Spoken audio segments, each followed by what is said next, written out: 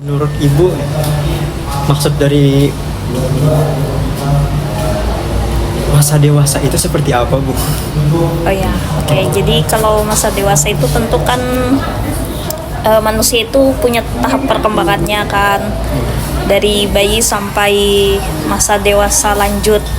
Nah, kalau menurut saya masa dewasa itu dari umur 25 sampai 40 ya itu masa dewasa awal.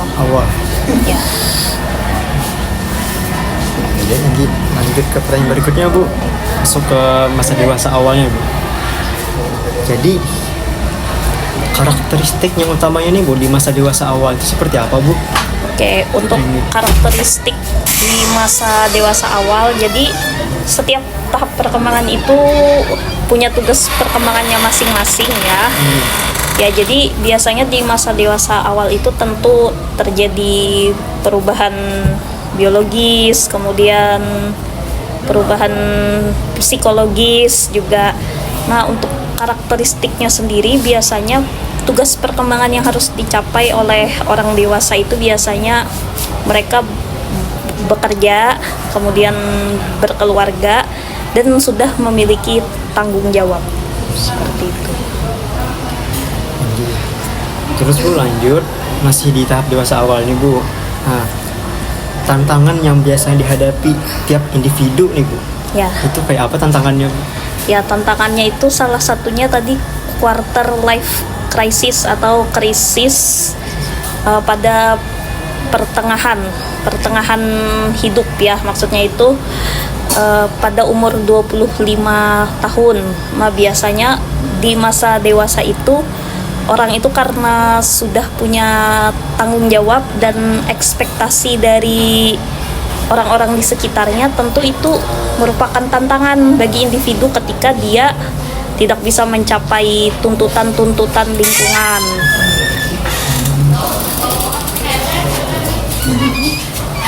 Terus bagaimana, Bu, perkembangan emosional dan sosial dari tiap orang-orang yang pada masa dewasa awal ini, Bu? Ya, jadi kalau perkembangan emosional sebenarnya kalau sudah di masa dewasa itu perkembangan emosi itu semakin matang ya dibanding masa remaja. Karena di masa dewasa awal itu juga perkembangan otak itu juga sudah sempurna. Jadi itu juga berpengaruh ya terhadap perkembangan emosi seseorang. Seperti itu.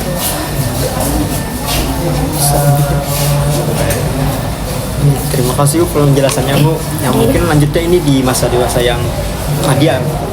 Lanjut. Mungkin pertama menanyakan tentang apa sih perubahan umum dari masa dewasa Madia itu, Bu? Oh ya, kalau dewasa madya ya. Ya. Dewasa madya itu menuju usia lanjut ya. Ya, jadi kalau perubahan pertengahan ya 40 sampai 60 ya. Ya, jadi kalau perubahannya tentu dari segi fisik, biasanya fisik itu akan mengalami penurunan ya. Kemudian dari segi biologis ya, fisik itu akan mengalami penurunan seperti itu. Itu yang biasanya jelas terlihat. Mungkin selanjutnya pertanyaannya bagaimana sih cara seseorang itu menghadapi segala tantangan pada masa dewasa Madia? Oke. Jadi tantangannya biasanya karena memang usianya itu sudah 40 sampai 60 tahunan, tentu biasanya kalau dari segi emosi itu kan sudah matang ya. Namun tentu tetap sama ya kayak dewasa awal tadi, ada beberapa tanggung jawab yang harus dipikul. Nah, namun karena sudah pengalaman hidupnya sudah lebih banyak ya dibanding tahap perkembangan sebelumnya, biasanya tantangan yang ada itu bisa dihadapi dengan kepala dingin. Lebih ibaratnya tuh lebih tenang. Ya, lebih stabil. Lebih stabil dari segi emosi. Balik ke orang juga. Mungkin lanjut ke masa dewasa akhir lagi, Bu. Ya. Mungkin kayak pertanyaan tadi, apa saja sih perubahan mungkin dari segi fisiknya atau emosinya, dari sosialnya, apa sih ciri-ciri umumnya dari masa dewasa akhir ini? Oke, kalau dewasa akhir itu kan atau kita sebut lansia ya. Biasanya secara fisik sudah mengalami penurunan ya, yang dulu sehat atau kuat, maka akan ada fungsi-fungsi tubuh yang melemah seperti itu. Nah, namun dari sisi kematangan tentu karena sudah usia lanjut, biasanya itu dari sisi religius itu lebih dalam seperti itu. Nah, namun tantangan dari masa lansia ini, karena biasanya kan ketika dewasa itu orang-orang biasanya bekerja secara produktif ya. Nah, sedangkan pada masa lansia kan akan mengalami penurunan produktivitas, atau ada beberapa yang mengalami pensiun seperti itu.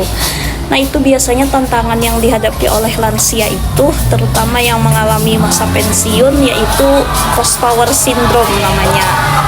Nah, jadi post power syndrome itu yang biasanya punya produktivitas, kemudian punya hal yang bisa dikontrol atau punya kekuasaan. Ketika mereka mengalami masa lansia, itu kan kadang kaget ya. Misalnya kan kaget yang biasanya kerja terus coba diam di rumah. Nah, itu kalau mereka tidak menerima ya, kalau diri mereka tidak menerima bahwa masa mereka itu beda seperti masa muda dulu, itu akan mengalami yang namanya post power syndrome tadi. Ya, jadi post power syndrome itu kalau di Indonesia kan tuh sindrom setelah mengalami kekuatan kemudian jadi lemah, ya, jadi tidak berdaya. Itu tentu akan mempengaruhi psikologis orang tersebut seperti itu. Kalau dari segi sosialnya, masa dewasa itu bagaimana? Ya. Masa dewasa akhir. Ya, jadi untuk masa dewasa akhir biasanya kan karena mereka sudah tua, berkeluarga, beranak pinak, kemudian kan anak-anak mereka sudah menikah misalnya, atau sudah berkeluarga, atau sudah tinggal jauh dari mereka. Biasanya mereka tuh mengalami yang namanya emptiness syndrome atau sindrom kekosongan. Jadi biasanya orang lansia itu cenderung mengalami kesepian seperti itu. Lanjut lagi, kan tadi Ibu menyebut kalau masa dewasa tua itu ibaratnya masa yang kosong lah. Jadi di situ tuh peran keluarga tuh bagaimana, atau pentingnya peran keluarga dari masa dewasa akhir tuh gimana, Bu? Ya, jadi sebenarnya peran keluarga itu juga penting ya. Misalnya ada anak-anak yang menemani, cuma kan kita perlu melihat realita lagi nih. Kadang kan anak-anak pun ketika bertumbuh dewasa mereka sudah punya tanggung jawab dan kewajiban masing-masing. Jadi mungkin bisa sesekali keluarga itu mengunjungi mereka, atau bisa juga lansia ini berbaur dengan sesamanya seperti itu. Nah, mungkin ini pertanyaan terakhir dari masa dewasa akhir, Bu. Bagaimana cara seseorang yang di masa tua akhir itu mempersiapkan diri dengan baik agar menjalani hidup yang baik? Oke. Ya, jadi ini baik sisi psikologis atau sisi spiritualitas ya di masa dewasa akhir ya tadi. Ya, jadi memang sebenarnya ketika seseorang itu sudah mampu ya mempersiapkan diri untuk menuju masa lansia, baik itu dari segi kesehatan misalnya, atau dari segi spiritualitas atau ibadah, atau bahasa gampangnya tuh mempersiapkan diri untuk mati lah, untuk meninggal seperti itu. Nah, jadi tentu kondisi psikologisnya itu lebih baik ya, karena mereka sudah lebih siap untuk menghadapi tantangan yang ada. Berarti harus mempersiapkan dari segi psikologisnya atau agamanya ya, Bu? Iya, betul. Iya. Ini Ini Bu, pertanyaan yang terakhir sebagai penutup ya, Bu. Iya. Ini Adakah Bu dari Ibu saran atau pesan untuk kami bagaimana tuh Bu cara menghadapi masa dewasa yang akan datang gitu? Oke, ya jadi kan kalau mahasiswa ini rentang usianya 18 19 18 ke atas. ke atas atau bisa disebut remaja akhir menuju dewasa awal. Nah, tentu kan kalau lagi remaja akhir ini kan tanggung jawabnya itu berputar pada pendidikan ya. Nah, ketika misalnya kalian sudah menyelesaikan pendidikan, itu kan akan memasuki dunia kerja. Nah, tentu tantangan yang dihadapi itu lebih besar seperti itu. Atau tadi mungkin saja akan mengalami quarter life crisis ya tadi, krisis pada orang-orang usia 25. Nah, jadi pesannya tentu ketika menghadapi quarter life crisis, yang pertama jangan pernah putus asa. Ketika misalnya kita merasa diri kita tidak mampu memenuhi ekspektasi orang sekitar, itu bukan berarti diri kita itu payah atau gagal. Karena kan kita baru memasuki masa dewasa awal. Tentu banyak hal-hal yang bisa kita coba, kesempatan-kesempatan yang bisa kita coba seperti itu. Dan juga support system ya atau dukungan sosial juga penting ya untuk menghadapi masa dewasa nanti. Mungkin dari Ibu Nur Ainah ada pesan atau saran tambahan Untuk Pian, untuk untuk kami sebagai mahasiswa, Bu? Oke, karena sebetulnya tadi yang dikatakan Ibu Asih ya, kalian ini memasuki masa fase remaja akhir mau ke dewasa awal tadi, dimana peralihan itu yang namanya sebuah peralihan mungkin ada kultur shocknya ya kayak gitu kan. Dan memang kalau kita ada menghadapi tantangan dan lain sebagainya ya, jangan sampai kita menjudge diri kita, aku gagal nih kayak gitu kan.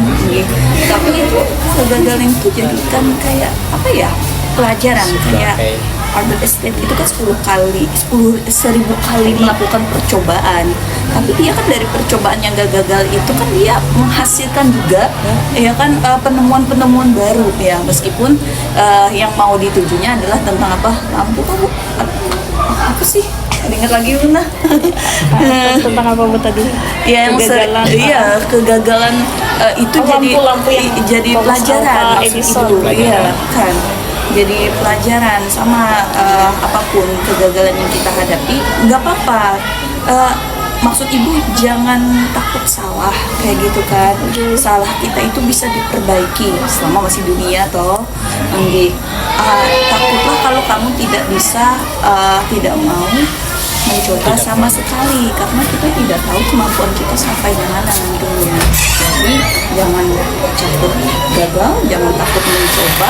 Dari situ kita bisa belajar ya kan Bu, dari pengalaman kita, karena pengalaman itu guru terbaik ya kan. Karena kita sudah merasa kata orang tidak cocok, belum tentu kata orang tidak baik, belum tentu kan tidak baik untuk kita, karena berbeda kan kayak gitu kan. Apalagi misalnya umpat skill baru dan lain sebagainya. Intinya coba aja hal-hal baru kan, kalau ada cobaan ya kita cobain juga sih ya.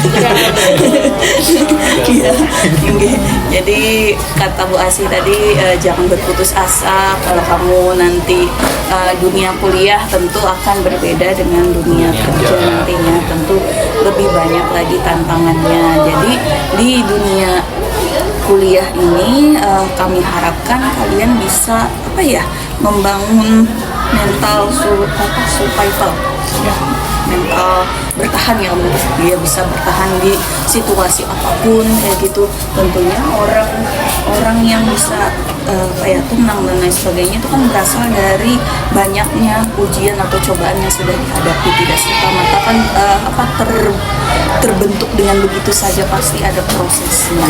Kayak kalian ini kan ya kan kayak gitu kan Bu, ya sudah ada keberanian untuk bertemu langsung, nanti terbiasa maksud ibu ya kan, dengan orang-orang lain kan bisa jadi menyusuri ya kalau bu sudah terbiasa maksud ibu ya. Jadi bisa karena terbiasa. Jadi apapun coba aja ya, karena kita tidak tahu apapun yang menjadi passion kita nantinya kalau kita tidak berani mencoba. Kalaupun salah itu tidak apa-apa, jadi pelajaran kita, intinya jadi guru terbaik untuk kita. Itu menurut ibu ya. Ya kan, di samping belajar dari pengalaman orang lain, ambil baiknya, buang buruknya ya, kayak gitu ya. Itu aja. Ibu, terima kasih Bu atas penyampaian dari ibu-ibu sekalian, baik dari ilmunya Ibu, dari meluangkan waktunya untuk kami Ibu. Terima kasih banyak Bu. Ini kami tutup sampai di sini Bu. Wassalamualaikum warahmatullahi wabarakatuh. Waalaikumsalam warahmatullahi wabarakatuh.